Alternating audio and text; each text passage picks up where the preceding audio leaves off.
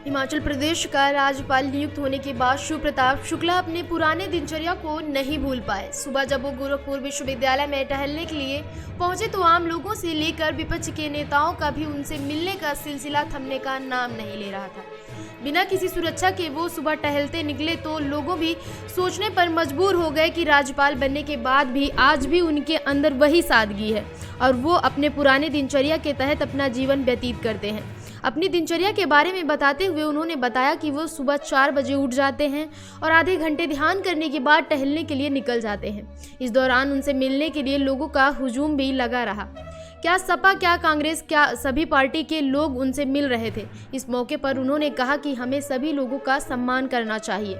यहाँ हमसे मिलने वाले लोग चाहे वो किसी पार्टी के हों, मैं सबकी बातों को सुनता हूं और सुनना भी चाहिए। उन्होंने अपनी नई जिम्मेदारी को लेकर कहा कि मैं पूरी ईमानदारी और सबका साथ, सबका विश्वास, सबका विकास को लेकर आगे बढ़ूंगा।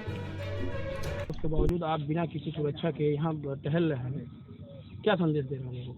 अगर प्रधानमंत्री इस बात की बात कर सकता है कि 140 करोड़ जनता देश की मेरा सुरक्षा कवच है, तो मैं तो एक छोटे प्रदेश का राज्यपाल उन्हीं लोगों के द्वारा तय किया गया हूँ और राष्ट्रपति महोदय के द्वारा नियुक्त किया गया हूँ।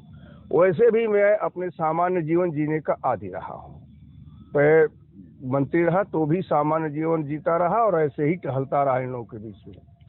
राज्यपाल हो जाने के बाद भी हम अपने सामान्य जीवन को इस नाते नहीं छोड़ेंगे कि इसी सामान्य परिवारों के बीच से उठ करके गया हूँ और पुनः इसी सामान्य परिवार के बीच मुझे आना है।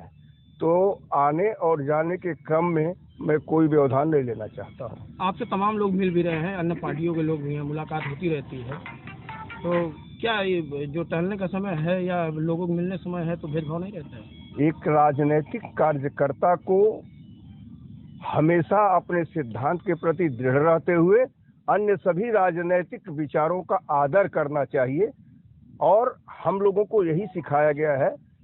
हम लोगों के सिद्धांत में यही है, हमारे विचारधारा में यही है कि सबका आदर करो।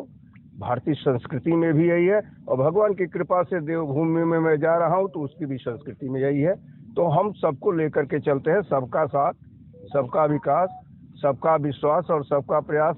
यह आदरणीय प्रधानमंत्री श्री नरेंद्र मोदी जी ने कहा है, तो मैं तो सबको जोड़ रहा हूँ, जो भी आए वो हमारे में मिल जाए।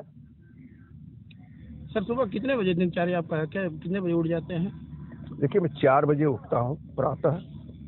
4:30 के आसपास मैं अपने ध्यान पर बैठता हूँ और 6 बजे के बाद चाय इत्यादि पी करके 6:30 पौने 7 में विश्वविद्यालय के परिसर में गोरखपुर आता हूँ तो आ जाता हूँ और लोगों के साथ टहलता हूँ।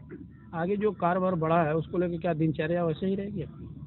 दिनचर्या में कोई परिवर्तन नहीं होगा। अब तो और आनंद मिल जाएगा कि बहुत भाग दौड़ नहीं रहेगी। इस खबर में बस इतना ही।